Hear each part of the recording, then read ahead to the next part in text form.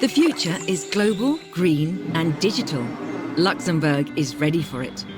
By 2025, Luxembourg's ambition is to finance a sustainable future, putting qualitative growth, innovation, and stability at its core. Now, more than ever, financial services are essential to economic recovery.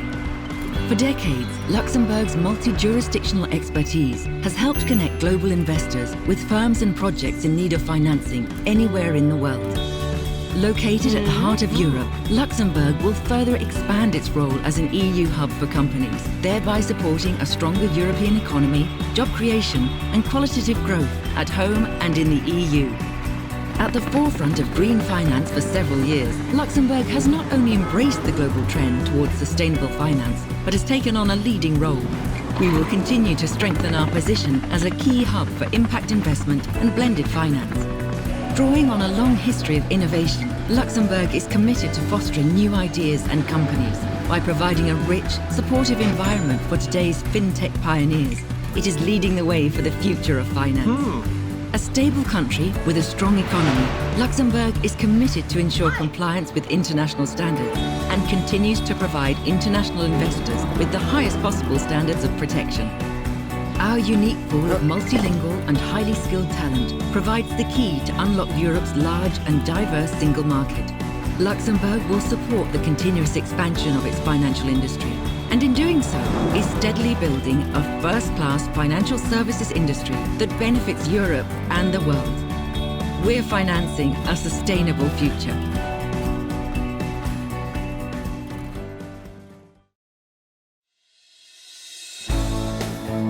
Welcome to the Sustainable Finance Forum, bringing together key sustainable finance experts from across the world to share their views on how finance can shape a sustainable future.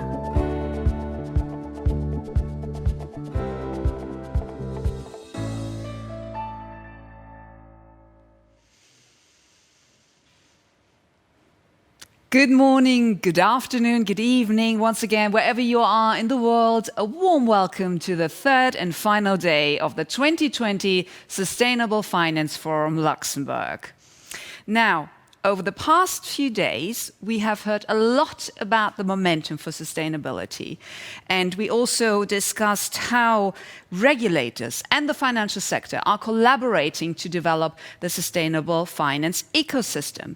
And our panel yesterday very much identified the taxonomy as both a game changer and driver for increased sustainable finance investment activity this year, and as well as an opportunity for Europe to truly step up as a global leader for innovation in both sustainability and finance.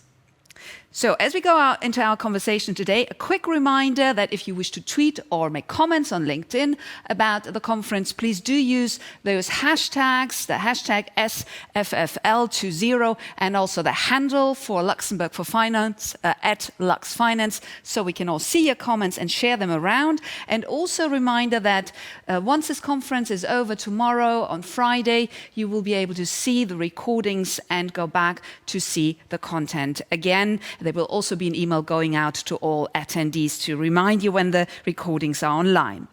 Now, allow me to go a bit full circle and go back to our first keynote speaker, the former Secretary General of the United Nations, Ban Ki-moon. He said at the beginning of the first day that more capital is still tied in with fossil fuels than in renewable energies, and that it is vital to transition to renewable energies and transition, for example, out of those hard-to-abate sectors that are quite emission-heavy and to other sustainable practices, because all that capital that is tied in there is an unnecessary climate risk, as he said. And so today we'll hear from established sustainable finance pioneers and practitioners how to finance that transition. And given the social impact of the pandemic and the increased importance of the S in ESG, we will bring you a brand new baseline study commissioned by Luxembourg for Finance on how financial institutions in Europe are integrating human rights in their investment activities. And as a final highlight of the conference and final keynote speaker, we will bring you Fiona Reynolds, the CEO of the Principles for Responsible Investment. But today now, we started off with the green finance pioneer in Europe, if not worldwide, the European Investment Bank. I recall when in 2007, the European Investment Bank launched its first, and indeed the world's first, green bond, just before the financial crisis started to unfold. And so I'm very much honored to introduce you now to Ambroise Fayolle, the Vice President of the EIB. He's in charge of the EIB climate action, its environmental and development policies. And he will share with us the EIB's understanding of sustainability and what's next for the European Union's climate bank.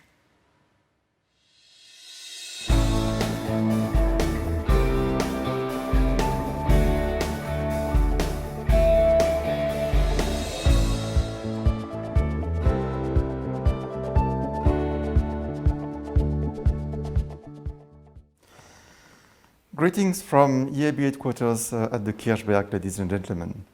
It is a great pleasure to address this forum and to share the experience of the European Investment Bank on financing the transition toward a sustainable future. Indeed, this has become a key issue of focus for our bank, and we are delighted to exchange experience with like-minded financiers as well as private sector representatives, the research community, and civil society here in our host country and home of Luxembourg. Before I start, let me thank the organizers at Luxembourg for Finance for the opportunity to join you today, despite the challenges posed by the ongoing COVID-19 crisis. I would firstly like to stress that EIB Group has for many years supported green objectives by applying rigorous environmental and social standards. We have required all borrowers to identify, mitigate, and manage environmental, climate, and social risks. We have also for years been actively financing investment contributing to our climate change mitigation and adaptation objectives. Indeed, last year we were the largest multilateral financier of climate action projects worldwide, providing over 19 billion euros in climate finance, which is over 30% of our total lending volume. The EIB has also been a pioneer in the green bond market since its launch of the world's first green bond in 2007. And we have now issued more than 32 billion in green bonds to date, that is in our language, climate awareness bonds, making us also the largest multinational issuer of green bonds. And we continue to work in this area, supporting the green bond market to grow and increasing investor confidence through accountability and without greenwashing. Of course, many important social and development projects may not be focused on climate, and we need to mobilize finance for those too. With this in mind, EIB launched the Sustainability Awareness Bonds 2 years ago, with finance focused on environmental objectives beyond climate and on social sustainability. In response to the increasing climate-related risks to the investments and their financiers, over the last 3 years, we have also enhanced our management of climate-related risks at project level and launched a fully integrated climate risk assessment system for all investment projects. We therefore welcome the launch in December 2019 of the European Green Deal, with its overarching goal of reaching climate neutrality by 2050. And just ahead of its launch, the EIB adopted a revised energy lending policy. The new policy is based on principles of support to innovation and decentralized low-carbon energy production, as well as energy efficiency, energy storage, and e-mobility. At the same time, our board committed to ending new financing of unabated fossil fuel energy, to aligning all EIB Group financing activities with the goals of the Paris Agreement by the end of 2020, to dedicating at least 50% of EIB financing to climate action and environmental sustainability by 2025, and to supporting mobilization of 1 trillion euros of climate and environmental investment in the decade to 2030. Since then, we have been working intensively on our climate bank roadmap, including exchanging with many stakeholders. This roadmap will be presented to our board in November and will provide a detailed operational framework for our activities in the critical period 2021 to 2025. And while we note increasing engagement in the green transition from both the public and the private sectors, we find that green investment, as a relatively new concept to many, can be impeded by a lack of understanding on the part of our promoters, both within the EU and beyond.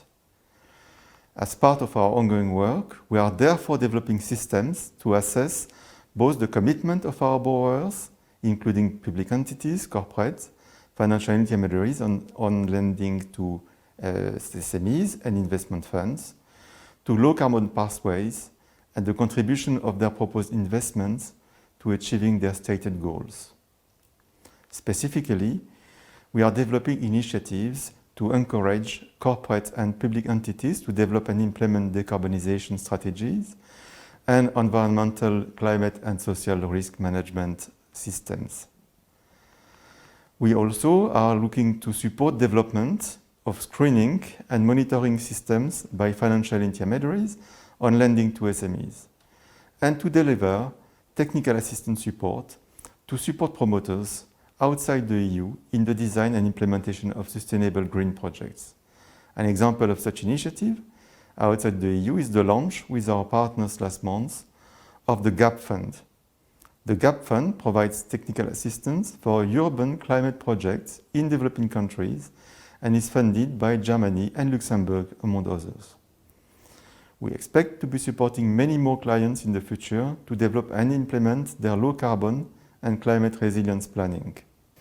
One of the most significant levers for the delivery of the European Green Deal, developed in recent years and adopted by the European Parliament in June, is the landmark Sustainable Finance Taxonomy regulation.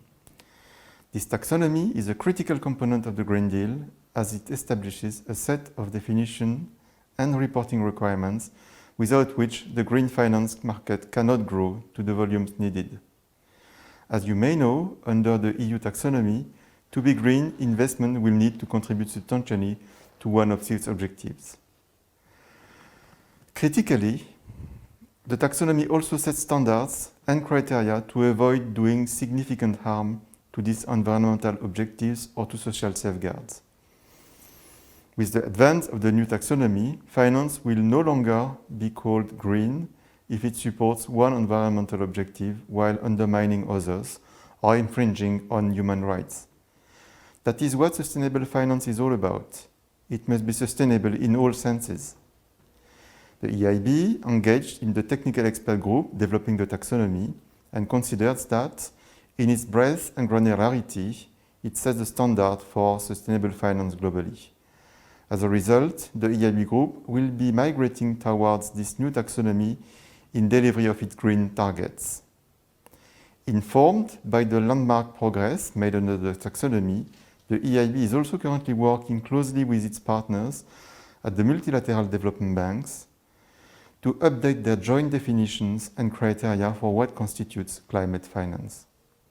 The EIB is currently coordinating the work of the MDBs in updating climate definitions, which will act as a substantially improved and global common reference and reporting standard from the end of the year for climate mitigation. Overall, we are delighted with the responsiveness of both our public and private sector financing partners in green finance space, but note that there can be no room for complacency and no more prevarication. Climate change is not slowing, nor is biodiversity and ecosystem loss. The latest United Nations emissions gap report is clear. We must reduce GHG emission by 50% this decade. And I trust that our position is clear and unequivocal. The EIB Group stands squarely with the Commission as represented by the President von der Leyen in her State of the Union address last month. And let me quote her. "This is the moment for Europe to lead the way from current fragility towards a new vitality," end quote. A vitality built on the green transition, on the replacement of fossil fuels by renewable energy and green hydrogen, on renovation of buildings for energy efficiency, on electric charging infrastructure for green mobility, and on lessons hard learned from previous crises. The imperative of the just transition to ensure that people can have jobs and livelihoods fit for a green digital future. We also stand ready to engage further with public and private investors around the world in the implementation of green transition initiatives, and in particular in the implementation of decarbonization and resilience plans, taking due account of their wider environmental and social implications. I thank you very much. Thank you, Ambroise Fayol, Vice President of the European Investment Bank, making the case for the EIB's strong commitment to sustainability, because as you just said, there is no room for complacency in light of increasing climate change, loss of biodiversity and ecosystem degradation. And now we want to turn it over to the private sector with our panel discussion to discuss how to finance the transition more in detail to a sustainable future in the various sectors. And I'm delighted to introduce to you as moderator for this panel my colleague over at the Financial Times, Leslie Hook. She writes about the environment and about clean energy. And just a reminder to contribute your questions to the panel discussion, please look below the stream window for the Q&A tool, and Leslie will feed the questions into the conversation. So on that note, welcome Leslie to the conference, and over to you.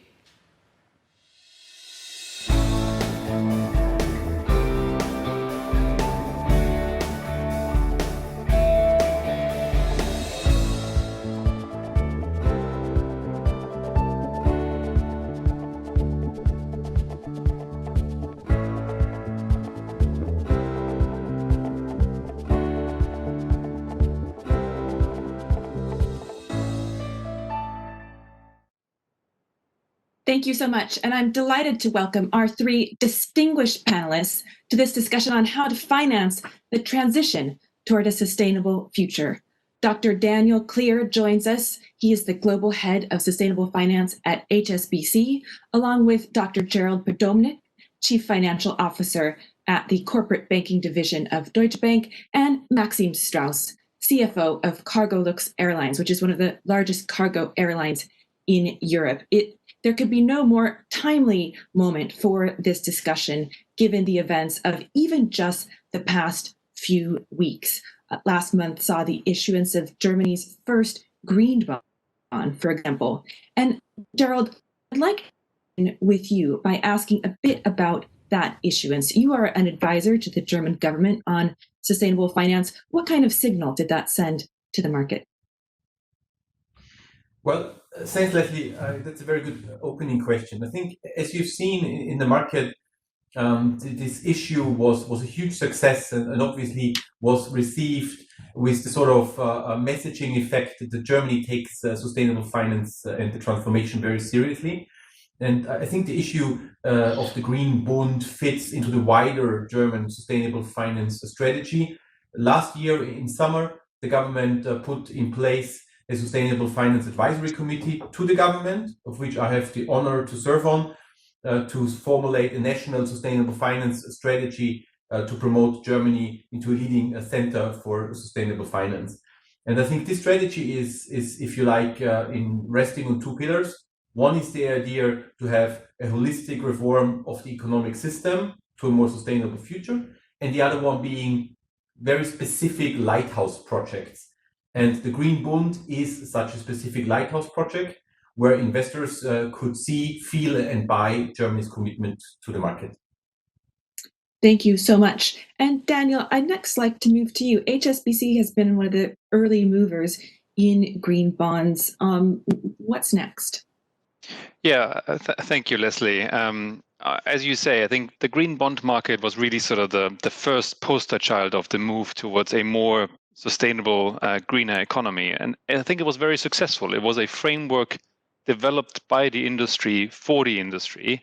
Just a few years ago, the ICMA green bond principles really created this market. I think what we've seen since then was really interesting because it mobilized now a market that is there's a multi-billion-dollar market. All the outstandings have just reached more than 1 trillion. But where do we go next? I think you're absolutely right. I think there are three different directions. One, the whole green bond market started in a very small fraction of the market, which was governments and multilateral development banks. They really created the market. And now it's time for the real economy to take it on. So we see more and more companies going into the market using the green bond market to raise capital. The second interesting alley, I think, is the transition bond market. I think we're very, very passionate that for net zero to happen, the real economy needs to transition. And it's in particular the hard to abate sectors, the oil and gas sectors, the steels, the cements of the world.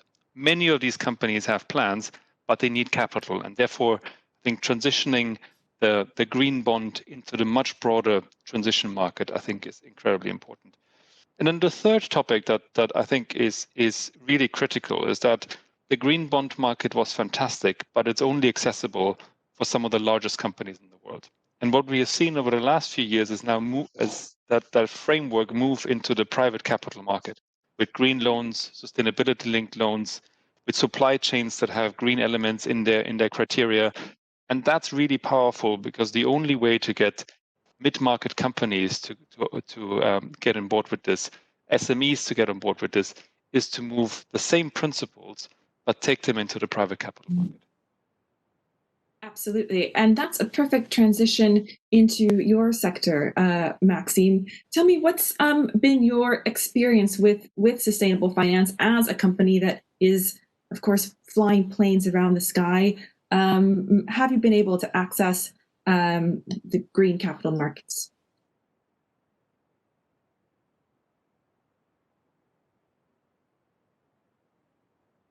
Maxime, I think you may be on mute.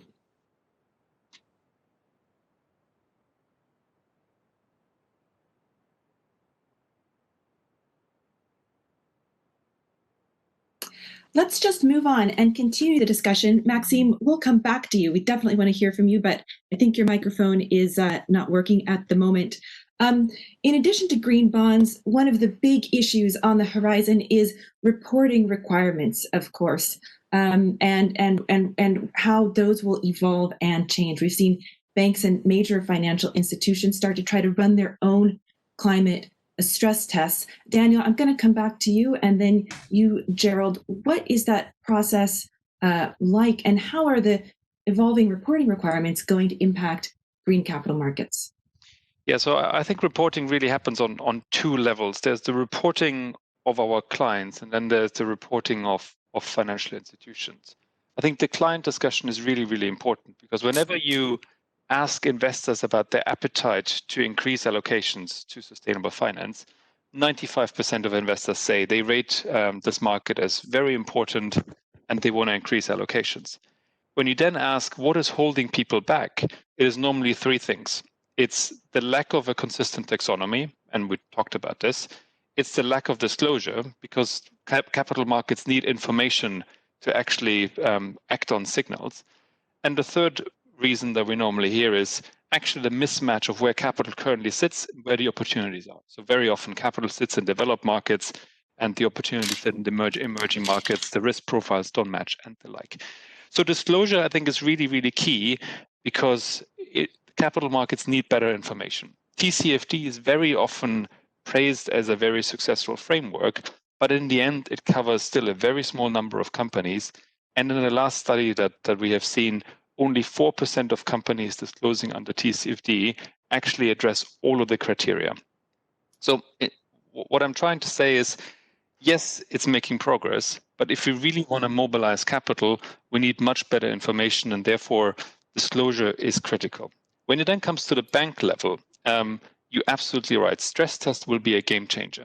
And many regulators have now started to implement stress testing requirements. The Bank of England has started, the Banque de France, the Monetary Authority in Singapore, HKMA in Hong Kong.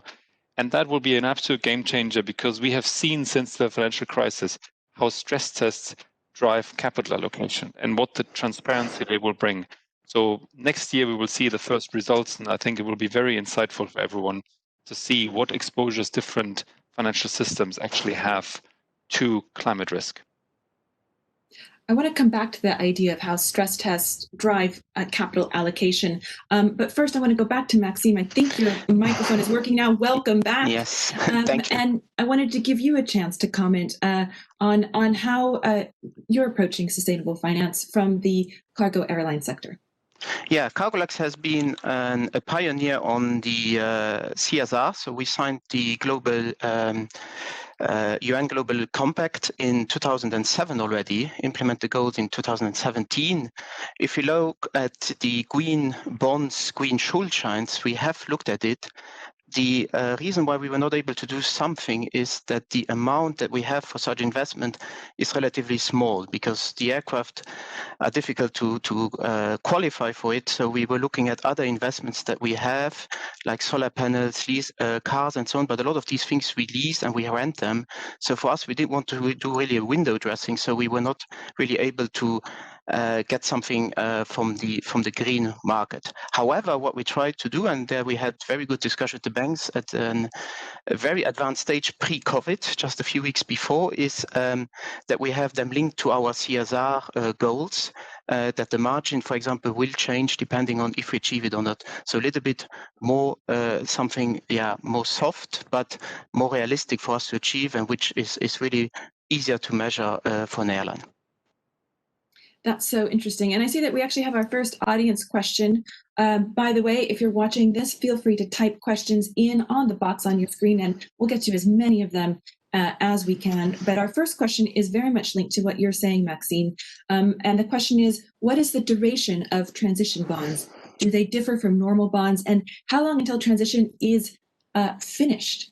That's a great question. And Gerald, I'm actually going to go to you and give you a chance to take this one first.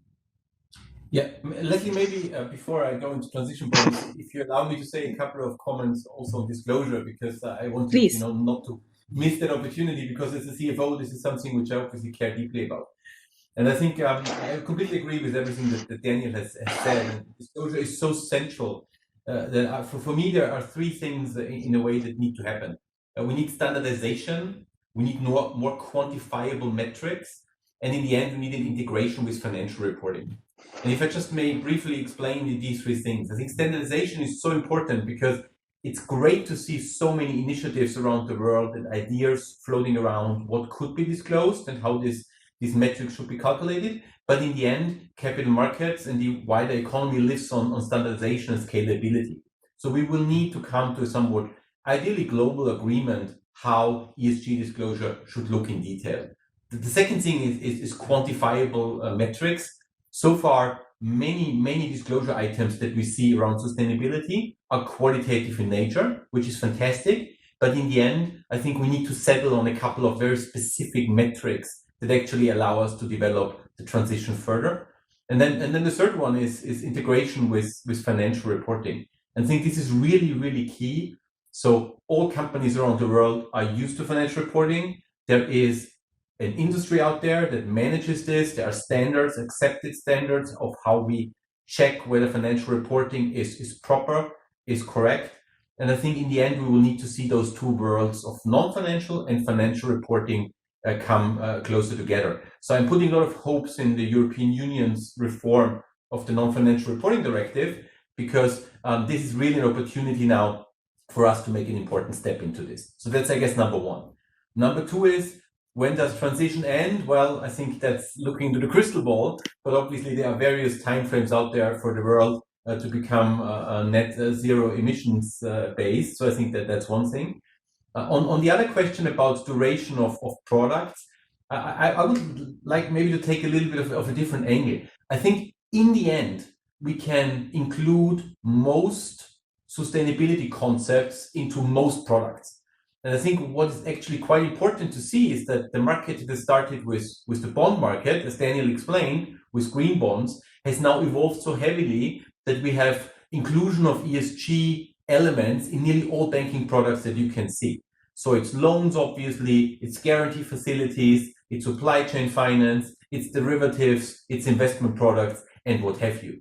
So I think in the end, we always need to look at the individual situation. But I think what's good and important for sustainable finance is that we have this sort of expansion of the various concepts that are out there, use of proceeds products, KPI linked products, transition products, into all areas of banking. And this is what in reality we need. Also to come back on what Daniel said, how can we get smaller companies be part of the journey? Well, our role as banks is to offer products that help them on the transformation journey. So let's make sure we offer products for all sorts of corporates.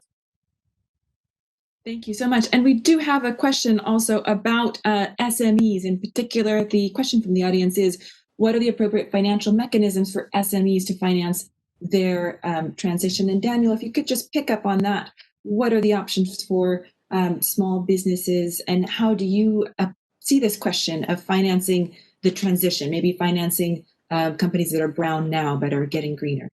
Yeah, let me give you two examples where this really flows in. For me, the most important element actually is supply chains, and both Jared and I mentioned this before. 80% of any company's carbon footprint and broader CSR footprint sits in their supply chains. So all the large companies in the world are now looking at obviously what they can do in their own operations, but they know if they want to achieve net zero, they have to go much further.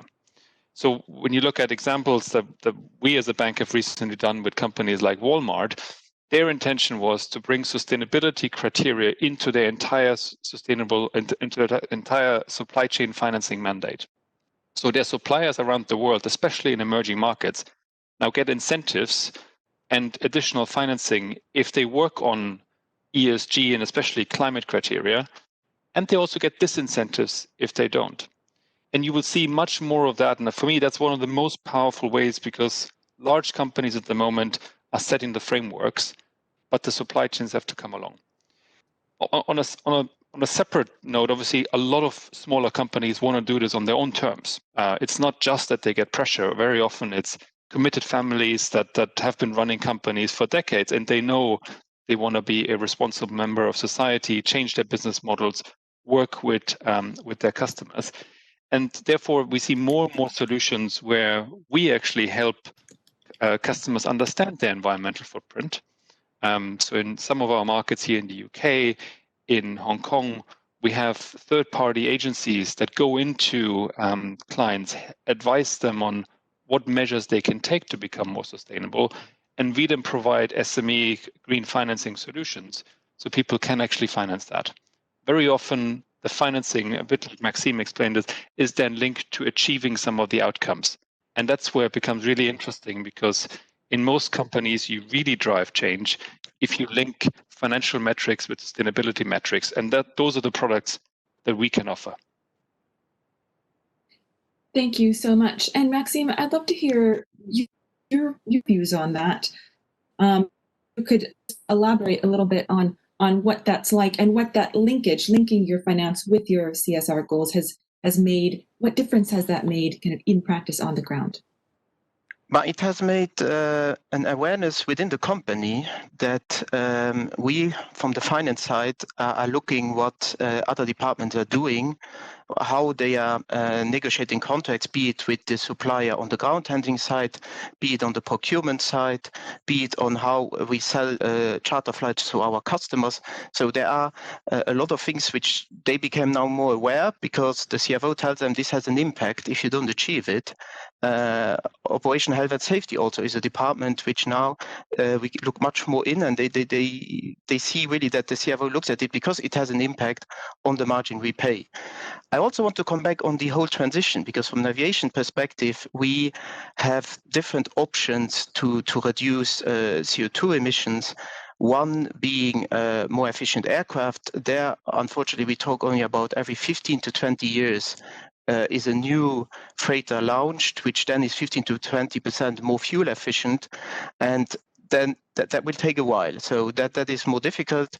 Biofuels is also a big topic, which is difficult to implement, just because you need to make sure that you can generate enough biofuel. So the supply is a big question, if they're sufficient for the business. And then what is always missing is incentives. I can give you an example. Today, there's a shortage of capacity for air freight, because a lot of the passenger aircraft are grounded, and they represent 50% of the worldwide capacity.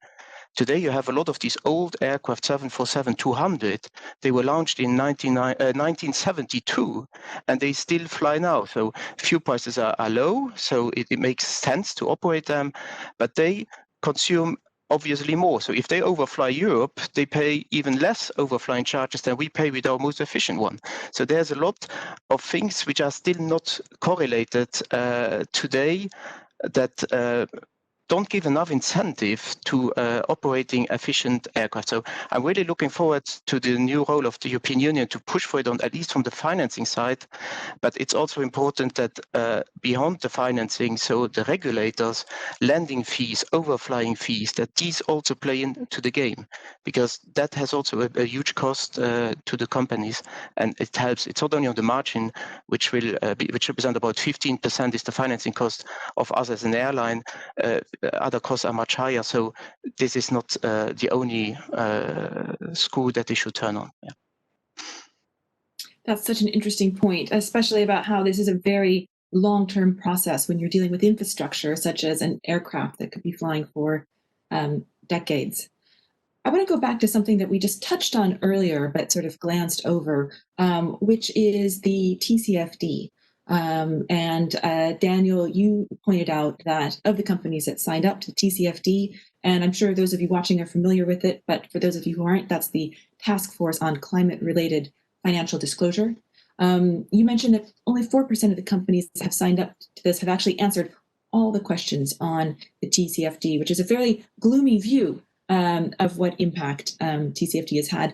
Gerald, I want to ask if you share that perspective. Do you think that TCFD has been effective, or are you concerned that maybe it's just illustrated how challenging accurate disclosure is? No, I think TCFD was a super important start, right, for the journey here to a different world of disclosure, and I think it has played this role really well, right?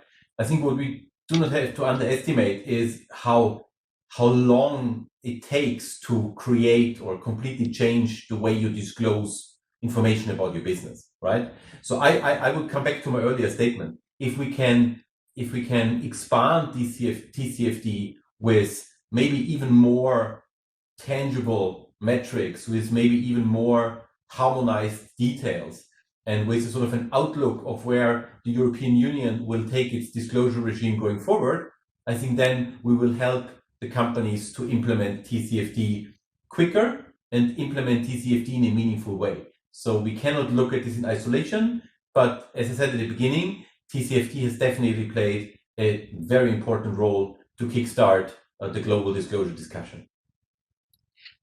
We have a question from the audience, two questions actually, which I'm going to read together. And the question is disclosure really to support the market, or could these new reporting requirements just create too much new bureaucracy? Thank you for that question. And Daniel, I'm going to ask you to respond to this one. Yeah, I sometimes share the concern that obviously new regulation brings a lot of additional bureaucracy, but in this case, I think I'm with Gerald just went. For financial markets to really react to climate change and properly understand and price climate risk, you need good pricing signals. I mean, we know actually from the last 30, 40, 50 years that actually financial markets are very good in reacting to new information. They're very efficient. They have their flaws, but normally they react to good information. On climate change, we just don't have it. And therefore, I completely support what we just heard. TCFD was critical to move this topic into the boardrooms, because now audit committees, CFOs, chairmen understand what climate disclosure means. But we now need to get to a place where it's a lot more standardized, integrated. And therefore, I think there's sadly no way around this than to do this through a more consistent regulatory framework. What I would say is that the lack of data and disclosure can't be an excuse not to act. I think we also know that there are many, many things we can do and a lot of information we already have. So I think we shouldn't accept the lack of disclosure for inaction, but it certainly is something that we need if we truly want to mainstream this topic into the core of finance. Thank you so much. And Maxime, I wanted to also let you respond to that question about, is there a risk of creating too much bureaucracy with these new disclosure regimes? But there's always the first time implementation is more difficult, but it is something, if we see the value in it and if it's required by the market, we will obviously do it. I think our CSR report is now over 120 pages. It's a lot of work in it. It's also audited by the external auditors. We have validation of it. So we are, yes, ready to it if the market is giving the value at the end to it. I give you an example. Today, if I refinance an aircraft that is 10 years old, versus one that is 2 or 3 years old, I have not achieved a better margin. The reason is because the one that is older, I go for a little bit shorter loan, and the other one I take a longer loan, and then there is more discussion about what is the risk long term. So the asset is always a huge driver for us. And then the liquidity of the asset, how many people operate these aircraft? I can have the most efficient aircraft, but if there are only 2 operators or 3, then my margin will be higher than if I had taken a less efficient aircraft where the customer base is much bigger. So yes, I think I see value in it if it's standardized, but it also needs to be from the banking side then accepted and be part of the pricing models that we see there. Thank you so much. I wanted to move on and ask a bit about the green recovery. We're obviously all sitting here online, having an online discussion instead of in person. But looking ahead to the green recovery, I mean, the EU has committed that the 225 billion euros of its recovery funding will be sustainable finance. Gerald, I'll go to you first. What impact will that have on the market? Could the coronavirus recovery be a good thing or a bad thing for the expansion of green capital markets?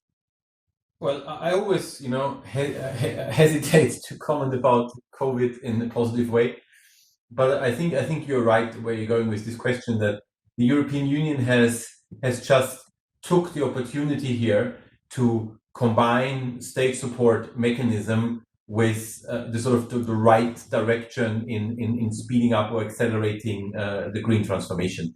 So I think this is something that the EU has done really well. And the amount of money that is involved here is huge. As you said, 225 billion. And also, by the way, they committed to finance a similar amount of money or refinance by the issuance of green bonds. So I think this will also have a massive impact on the green bond market, with the EU then set to become by far the largest issuer. So for me, it was very, I would say, reassuring to see the course the EU has taken here. Because if you remember back when the pandemic hit us, there was like a short time period where the discussion was, shouldn't now sustainability take a back seat? Isn't it now only about securing liquidity for the economy and immediate help, and shouldn't we worry about long-term effect later? So I'm actually quite positively surprised by combining this absolute must to help the economy and the community to weather the COVID storm, by combining it with the chance to steer the long-term transformation in the right direction. So I think as Europeans, we should all be really proud of this movement. Thank you. And Daniel, what are your views on that? Yeah, I agree. It's hard to draw something positive from COVID, but I think certainly COVID brought a decade of change forward into a few months. And I see 3 important drivers that actually will help green finance. One is what we just talked about, policymakers, fiscal and monetary side, putting a lot of weight behind this topic. So we got a lot of government support. We had China pledging carbon neutrality by 2060. Also, the regulators are moving fast on this topic. But there are 2 other groups that I think are really important to call out. First, investors. This is the first time we actually have a proof point that companies that have a better ESG score, and more importantly, companies that are aligned with climate objectives, outperformed the market. It's a narrative that we've been building for the last decade, and we now have a crisis, and we have enough proof point. Our own research showed the companies with a better ESG score outperformed the market by 4.7%. and companies aligned with climate solutions outperformed the market by 13%. Once you see these data points, investors move, and investors now see this topic as a pure risk-return story.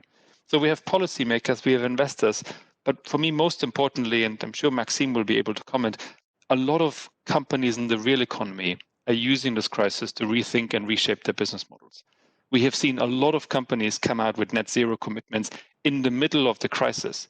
And that is really the understanding that if we don't change now, we will have a problem. And companies will need finance for this. And why are chairmen and CEOs doing this? They're doing this largely because they know the only way to raise capital, to increase share price, is to paint a positive vision for the future. Right? Investors want to invest in companies that will be there for the next 30 to 50 years. Absolutely. And Maxime, perhaps you could address that point of companies using the crisis to reshape their business models. It sounds like that has been the case at Cargolux as well. Come on. The micro doesn't work. We can hear you now. Ah, okay. You can hear me? Yeah. Sorry. Loud and clear. Still shows on mute. So yes, first topic, ESG linked investments. It's something we have done even as an airline. So we invested into funds where there's a higher, where they investing into ESGs. So that we have done. So that's something which we really are looking at. To reply to the other question about aviation and COVID, I was happy to see that and aviation has a bigger crisis than we had in 2001, all the government supports that were granted to the airlines in Europe, but also in other countries, are all linked to greener goals. So the green factor has not decreased. So you could have said they fight for survival. Oh, let's focus on that first. But all the aids, all the supports are linked to reducing the CO2 emissions going forward. So that is for me a very strong signal that in the biggest crisis, the green topic has remained in aviation on the forefront.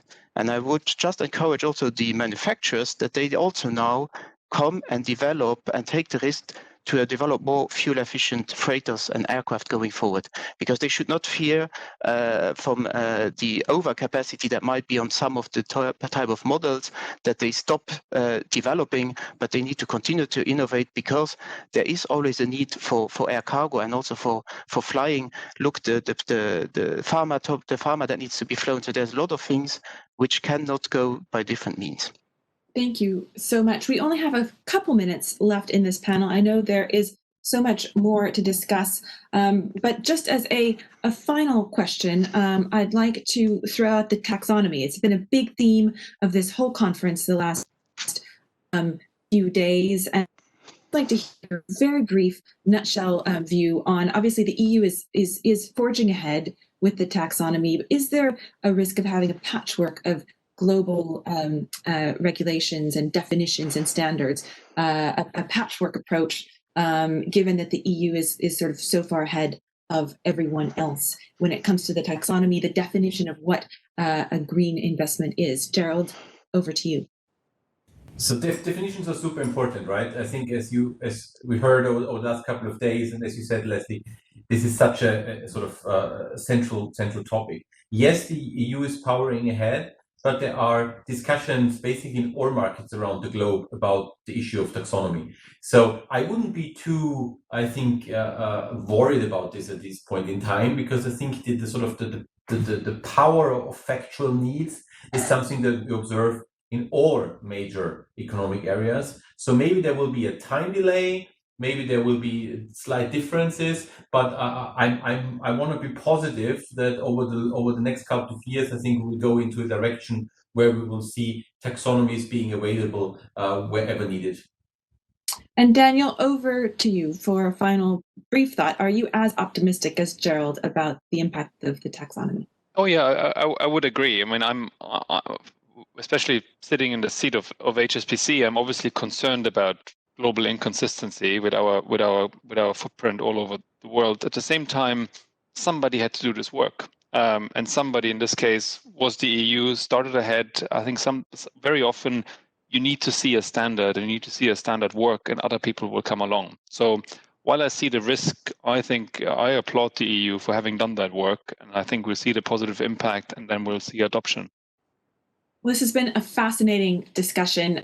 Thank you all so much. Thanks to our three panelists, and thanks to the audience for your very thoughtful questions. And now back to the studio. Judith, over to you. Thank you so very much, Leslie Hook, Daniel Klier, Gerald Podobnik, and Maxim Strauss.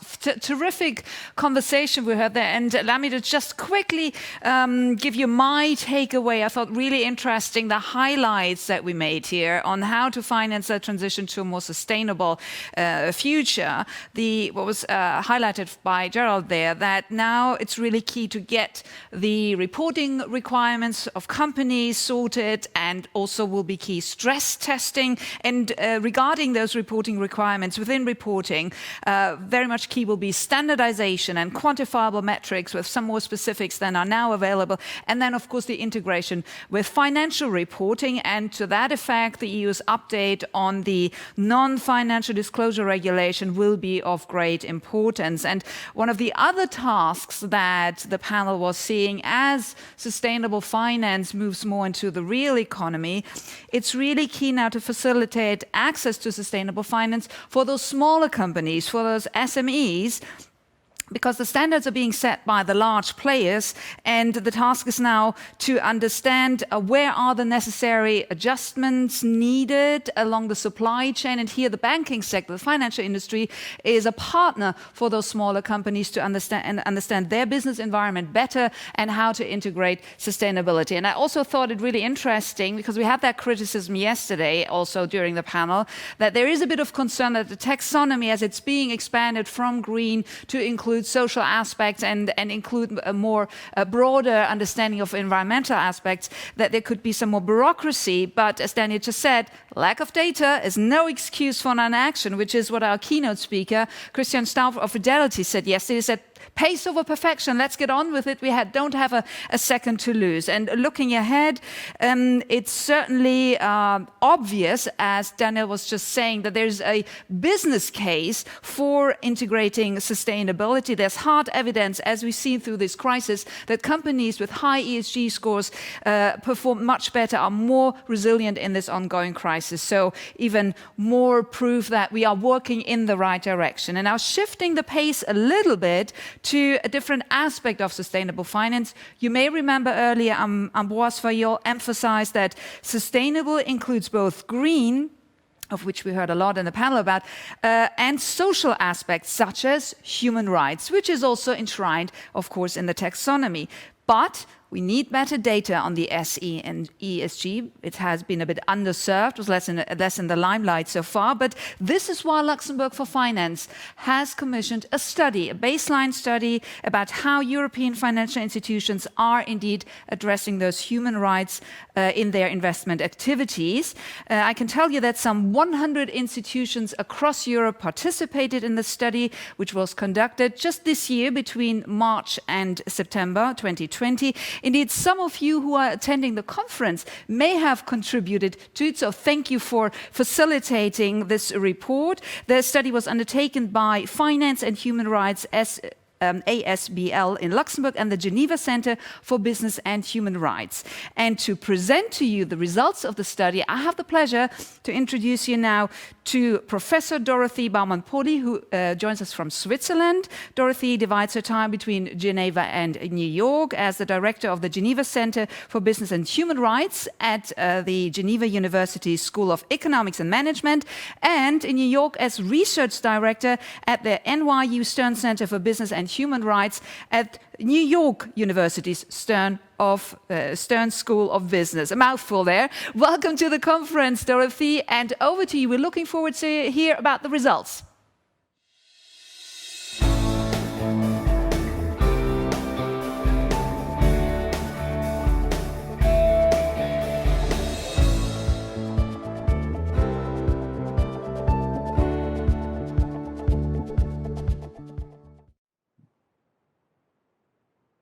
Thank you, Judith, for the kind introduction. It's great to be with so many sustainable finance experts today, and I'm excited to present the results of our study to you, which we actually officially launched today.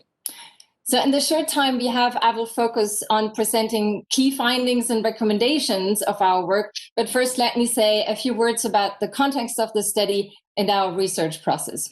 So the context. The Geneva Center for Business Human Rights is a new institution in Geneva, and it is the first human rights center integrated at a business school in Europe. To non-Swiss, Switzerland is often known for watches, chocolate, and the finance industry. So of course, as a new human rights institution in Geneva, we were keen to get a better understanding of the role that human rights play for this industry in Switzerland. But not only in Switzerland, we're also interested in how does this work in other countries like France, Germany, UK, Netherlands, and Luxembourg. The study that we then conceptualized with our partners from Human Rights in Finance, Luxembourg, then fell into a specific time. The COVID-19 pandemic, it's been discussed frequently before at this event. We're still in the middle of this pandemic, but positively for us, we see our interest in human rights being picked up by a range of actors, including by lawmakers that, in a spirit of building back better, accelerate processes to make human rights due diligence mandatory by the law. France already has a loi de vigilance. In Switzerland, we currently have a heated debate over the Responsible Business Initiative. There will be a referendum in exactly 1 month on November 29. There are debates in Germany and at the European level that become increasingly concrete and are very ambitious. And such laws will apply to companies in all industries, including the finance industry. But what does human rights due diligence mean for financial institutions? We think this will certainly require further definition and debate.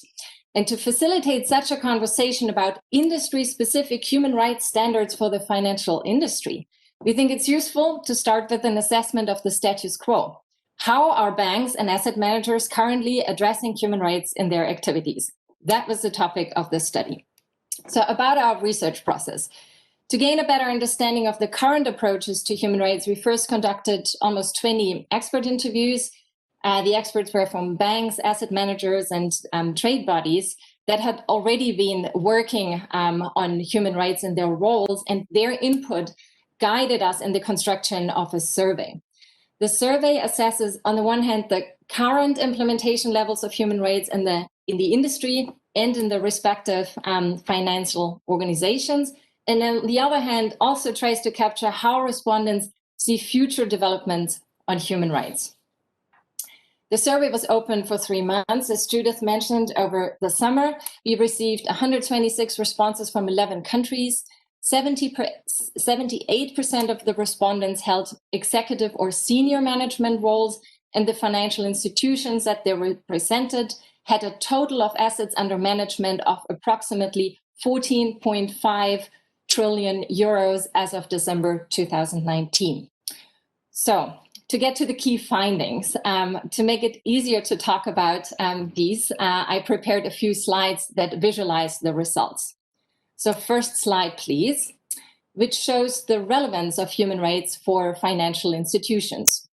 And as you can see, over half of the respondents strongly agree, and in total over 80% agree, that respecting human rights is linked to the fiduciary duty of financial organizations. So clearly, respecting human rights is not optional, but instead there is a growing consensus that respecting human rights is relevant for the business. It allows financial institutions to mitigate risks such as reputational risks, but they also see this as an opportunity that can help create better financial performance. The second key finding refers to the main drivers for addressing human rights in financial institutions. About half of the respondents say that respecting human rights is an expectation from clients and employees, whose expectations in turn are probably shaped by broader societal expectations. And in some countries, such broader societal expectations are already expressed in concrete legislative initiatives, as I had mentioned before. Against the background of fast developing legislative trends and profound reflections during this pandemic on the type of capitalism that we want to promote, we actually expect that clients and employees become even more vocal and demanding regarding the integration of human rights in the future. So one could say the world is developing in a direction that obliges financial institutions to pay attention to human rights. Some of these obligations will be legal, others will be relevant for ensuring corporate legitimacy, the so-called social acceptance of the financial industry. What is interesting to note here is the fact that industry trade associations are not yet considered by respondents as important drivers for human rights. Only 1% say that these trade bodies matter. We think this is something that trade associations should look at carefully and discuss internally if they want to change this. The third key finding relates to regulation, and it is somewhat surprising because typically the private sector is against regulation that narrows companies' room for maneuver. But in the context of human rights, it seems they prefer guidance from governments. Almost half of the respondents strongly agree, and around 80% agree that governments should take responsibility to protect human rights through legal standards. So this finding shows that clear legal standards are considered helpful for navigating growing human rights expectations. The fourth key finding explores the obstacles that financial institutions are facing when addressing human rights in their activities. In their relation with investee companies, for example, respondents highlight that they lack the human resources, the time, and the training to look into human rights aspects. But interestingly, only 12% mention budget constraints or the lack of access to the investee company as a major constraint. So we think this shows that if given priority and internal human rights capacity is built up, a more intense human rights engagement with investee companies would absolutely be possible. So the final key finding builds on the previous insights and specifically asks what financial institutions would need to better address human rights. And half of them say they would need better human rights data from companies. And we've heard this before. We think this statement is a strong indication that the current quality of available ESG data is just not good enough. Specifically, financial institutions would need better quality S data to assess human rights risks and opportunities. So where do we go from here? Let me distill some practical recommendations for key stakeholders. So first, for the financial institutions.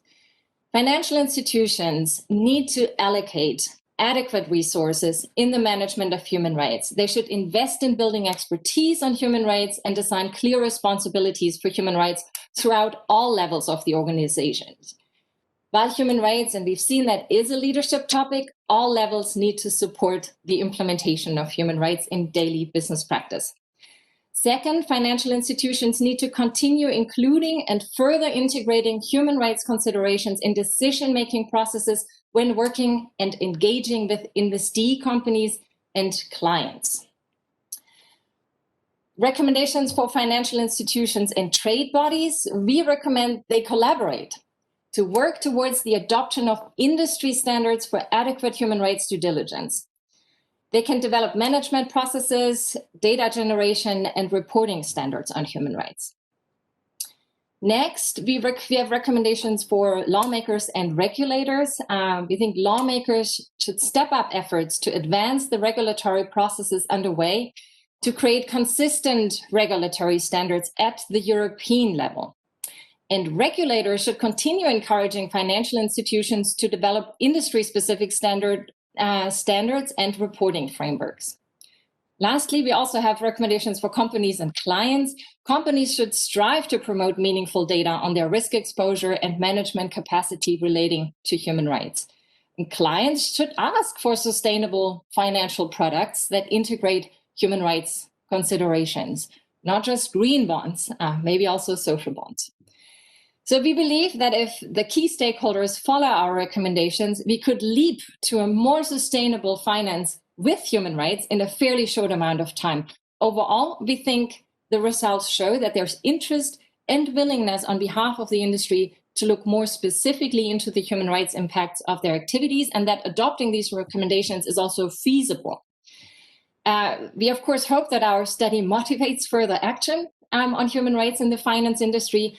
This baseline data on human rights can now serve as a reference point for tracking progress over time. So this means that if we come back in a couple of years and conduct the same survey again, we'd be able to see what has changed. And of course, we'd hope to see even further prominence is given to human rights in core activities of financial institutions. So to close, please let me thank Luxembourg for Finance for enabling this important study. To us, it's clear that financial institutions are key actors in the business human rights debate, that they have leverage and they can set incentives for companies to integrate respect for human rights in their business models. I'd also like to thank my fantastic collaborators, particularly the project leads, Dr. Lilac Trebelsi and Cecilia Barral-Diego, as well as Charles Müller and Marcus Learning, and the teams at Learning and at the Geneva Center. The study is really the result of excellent teamwork. And of course, I'd also like to thank all of you for your interest in today's session, and most importantly, for your input to our work in the past months. And we hope this is just the beginning of a regular exchange with you. Thank you very much. Thank you so very much, Professor Dorothy Baumann-Poli there from Switzerland about the latest new baseline study of human rights in financial services. And I can tell you that you can access the full report on the event website. Just scroll down all the way to the bottom of the page to the section Documents. There, look for the title, the PDF. It's they're then called Human Rights in Financial Services. So easy to access. And we look forward to hearing maybe more in 2 years' time from Dorothy and her team.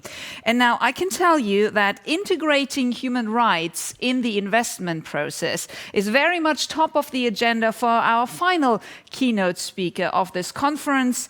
Since 2013, she has been serving as the CEO of the Principles of Responsible Investment, also known as PRI. And for those of you who have not heard yet of the PRI, it is a UN-supported organization that drives responsible investment leadership and ESG integration across the investment chain. And the PRI also works very closely with the team at the European Commission that is developing and expanding their taxonomy. And I would also want to add that under her leadership, the PRI has today gathered 3,000 signatories worldwide, and that amounts to $100 trillion assets under management and counting. So it's a huge pleasure and honor to turn it over now to Fiona Reynolds, who joins us now live from London, and she will speak to us about the green and inclusive transition in light of COVID-19. So welcome to the conference, Fiona, and over to you.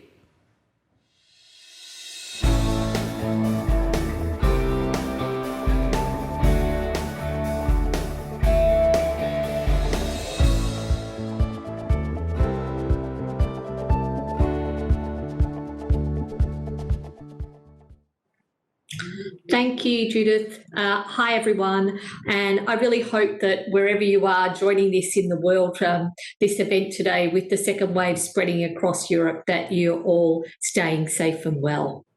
So following on from the really important presentations that I've just been listening to on both sustainable finance and on human rights, I'd really like to pick up some of these themes and look at how we're going to achieve both a green and inclusive transition in light of COVID-19, but importantly, really talk about the role that institutional investors are playing in building back better. Now, as Judith just said, the PRI was formed in 2006 out of the UN system by really a small but committed group of 86 asset owners aiming to bring sustainability to capital markets. And today we represent the global responsible investment community with more than 3,000 signatories to our 6 principles. And they do represent collectively over 100 trillion US in assets under management, which is now more than half of the world's institutionally managed assets. And I mention this just because it really shows that in a relatively small space of time, just over a decade, how much that the responsible investment community has actually grown and is continuing to grow. So interestingly, in the early stages of the COVID-19 crisis, I kept hearing from people that they were afraid that ESG issues were going to fall by the wayside, that climate was going to be completely off the agenda as investors and corporates struggled to stay afloat, focusing their efforts on dealing with the most immediate concerns of the pandemic and implementing their crisis management plans. Thankfully, however, this has not proven to be the case at all. We've seen that investors and corporates can, of course, walk and chew gum at the same time. They can deal with the short-term and unexpected crises that come their way, like the pandemic, while still focusing on the long term, completely still engaged on long-term issues to do with sustainability, particularly climate change. In fact, at the PRI, we've really never seen our signatories more engaged on ESG issues, and we're witnessing record levels of take-up on sustainability strategies. I believe that the world has really now woken up. It is finally beginning to understand what many of us have known for a long time, and that's the importance of sustainability, the interconnectedness of issues, and that at the foundations of any healthy economy, at their core, they must have healthy people and a healthy planet. All of these issues must come together. They are all interconnected.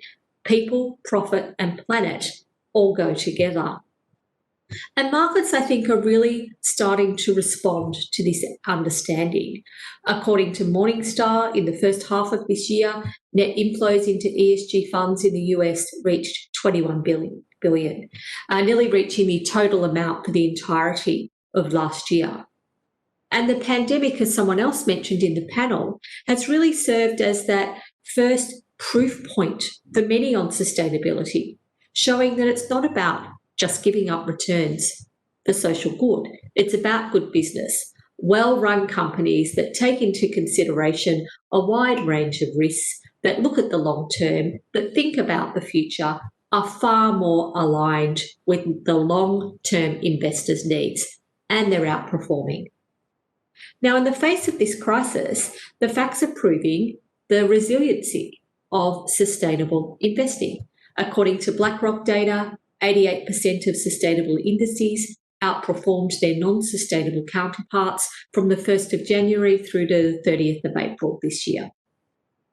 At the PRI, we recently undertook a survey of our own signatories, and just over half of the respondents indicated that they'd engaged with companies on COVID-19 related issues during the past AGM season, while 63% of them had plans to continue that engagement with companies on pandemic-related and sustainability-related issues post the AGM.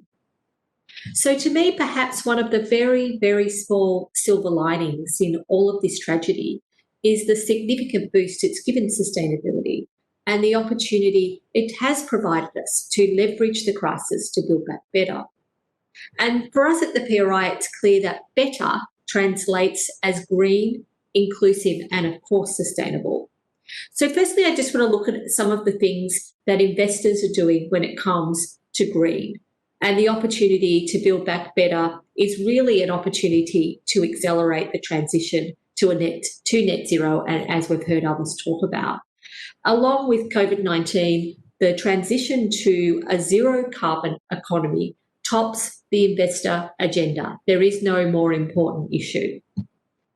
Investors are, of course, critical to the transition. In fact, I strongly believe that without the finance sector, we will not solve climate change. And the transition simply won't happen with the urgency and at the pace that's required. So at the PRI, within our signatory base, investors are really working across 4 key areas. So corporate engagement, investments, investor disclosure, and policy and advocacy with government. And I really just want to quickly touch on each of those areas to show what action is taking place. So starting with corporate engagement. Of course, one of the key levers that investors have is their role as major shareholders. And a great example of the corporate engagement that we're undertaking is Climate Action 100 Plus. This is something that we formed just under 3 years ago with other investor groups. And it's now the largest ever investor to corporate engagement that has ever taken place, with 500 investors who represent 47 trillion US in assets under management. And the engagement targets the largest 100 emitting companies in the world, plus another 61 in hard-to-abate sectors. And it basically has 3 main but very clear asks. The first is around governance. So investors really want to understand what's happening around that board table and how a company is thinking about and planning to make the transition. What actions are boards taking? The second is to set a net zero target for the companies with measurable milestones. So no good just saying 2050, we need to know the nearer term targets, and we're beginning now to benchmark the companies against these targets. And then disclosure in line with the TCFD, so that investors have the information they need to really understand what actions companies are taking to address the transition. And this engagement is having cut through and success. We've seen in recent times commitments being made to net zero from BP, Shell, Total, just to name a few. And this is all directly as a result of the engagement from the major shareholders. Importantly, however, investors are not just asking companies to set net zero targets, but they're also practicing what they preach on the investment side.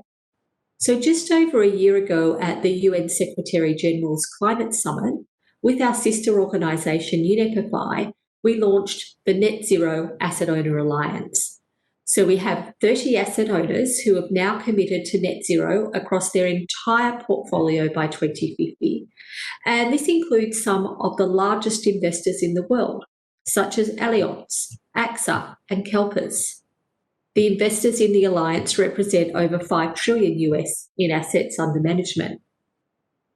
Then on climate reporting and disclosure, at the PRI for our part, we're looking to increase investor accountability for what it means to be a responsible investor, for what it means to be a signatory.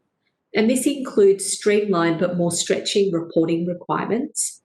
And from January of next year, we'll make it mandatory to report and to disclose against TCFD-based governance and strategy questions. And we'll also be introducing reporting on sustainability outcomes, not just on sustainability processes.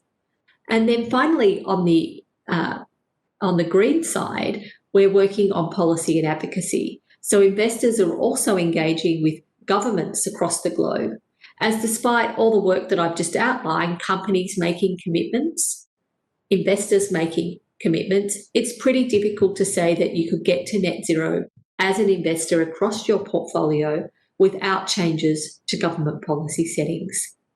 So through our research work on the inevitable policy response, we're also engaging with governments and encouraging them to act.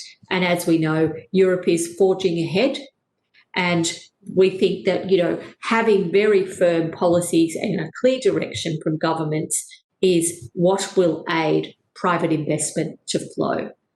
Europe's responding, embedding sustainability in its financial system regulation. We've talked quite a bit about in the last session the advances that have been made through the EU taxonomy. And PRI has been working with our members through our taxonomy practitioners group, working with leading investors who are piloting the taxonomy. And we've just recently produced a new report with case studies on the work of these leading investors with the taxonomy, and we hope that it will assist others. And I encourage you to look at it. It's on our website. And of course, the PRI's Chief Responsible Investment Officer has recently been appointed chair of the European Commission platform on sustainable finance, ensuring that our investors have a very strong voice within this work. And the platform, of course, will advise the European Commission on the development of robust science-based technical screening criteria, but also we will see the development of a social taxonomy. From the investor point of view, we see the taxonomy as a really important tool, creating a shared set of standards between investors, companies, and regulators that can help to streamline reporting, increase transparency, but really to improve that dialogue with issuers and clients. So tools like this really have the potential to enable the green recovery, and it's been a missing piece and something that we've needed. But in addition to this critical work to ensure the recovery is green, as I mentioned, to succeed, it must also be inclusive. As the Sustainable Finance and Human Rights report that we just heard about highlights, human rights are a critical topic for investors and for financial institutions more broadly. In fact, just last week, the PRI released a new report to launch our 5-year human rights program. And the aim of this program is to see all of our signatories understand, transform, and ultimately to respect human rights. Our new report outlines a 3-step process for investors, including publishing a policy, having a due diligence process in place, and enabling or providing access to remedy. I think it's fair to say that in the past, social issues have really often been treated by investors, corporates, and governments alike as the poor cousin of ESG, really taking a back seat to environmental and governance issues. However, interest in social issues, in human rights, has grown significantly over the past few years. In a recent PRI survey, 64% of respondents said that COVID-19 has brought social issues that they were not already a priority for them onto their radar. In our 2019 reporting framework, signatories highlighted human and labour rights as a priority issue. We have some fantastic signatories who are doing a great deal of work in this space. In the past 5 years, we've had 115 of our signatories who've engaged with over 100 companies through PRI-led collaborative engagements using the UN Guiding Principles on Business and Human Rights as a reference to improve human rights practices and disclosure. And according to PRI data, more than 120 investors are already screening their investment portfolios based on the UNGPs or the OECD guidelines.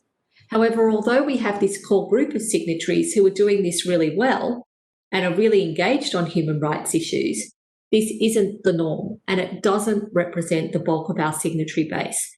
We have over 3,000 signatories and I'm only pointing to a few hundred. So we have a long way to go as institutional investors, in many cases, are unaware or unclear on how to fulfil their responsibility to respect human rights, even though they are defined in international human rights standards and were formally and unanimously endorsed by the UN in 2011 and immediately reflected in OECD standards. I think, however, that expectations are growing, that investors respect human rights, and this comes with increased scrutiny of how human rights issues in investment portfolios are monitored.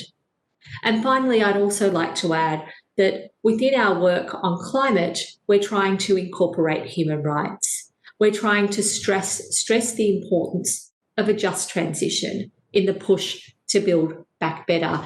And we have a detailed program of work that's underway. I think that the just transition is a key pillar of the 2015 Paris Agreement and today is entrenched in international sustainable development and climate fora. And it really weds that concept of social inclusion with climate action to ensure that the shift to a resilient zero carbon economy is fair and that it puts people at its heart. So to me, a just transition requires that the transformational change to low carbon economies in response to the climate crisis are designed in a way and carried out in a manner that ensures that no one's left behind. And social considerations cannot just merely be an add-on to climate action. And this is particularly true in contexts where addressing pre-existing high levels of unemployment, inequality, and poverty are already a priority. So, to conclude, really to succeed in our global ambitions to build back better from COVID-19, again, we must ensure that the recovery is both green and inclusive. It's been great to be able to talk about the human rights side because we hear so much about the green side.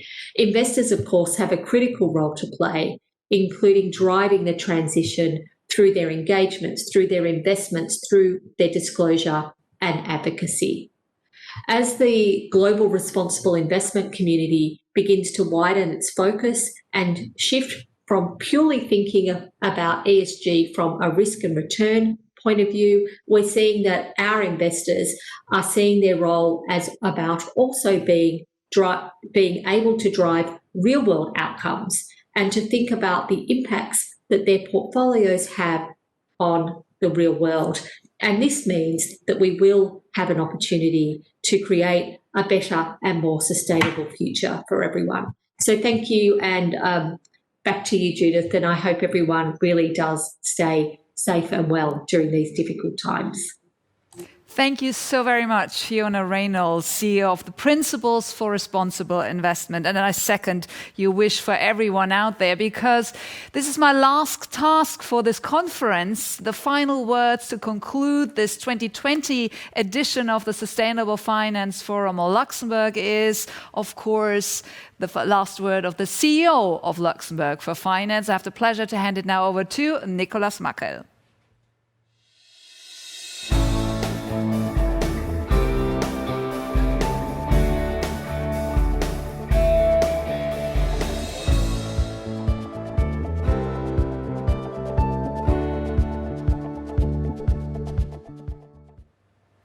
Ladies and gentlemen, the discussions over the last 3 days have certainly been very enriching, and I trust we all learned quite a lot. This was obviously one of the objectives of this forum, and we are very happy to have achieved this objective. Now, allow me to make 3 points by way of conclusion, because I do not want to attempt to summarize these rich 3 days into 2 or 3 minutes of summaries, but just deliver to you 2 or 3 reflections. The first one is that I think if we listen to all the discussions, we heard quite a lot, and Fiona has just reminded us that we are at the beginning of a process, and we still have quite a long way to go.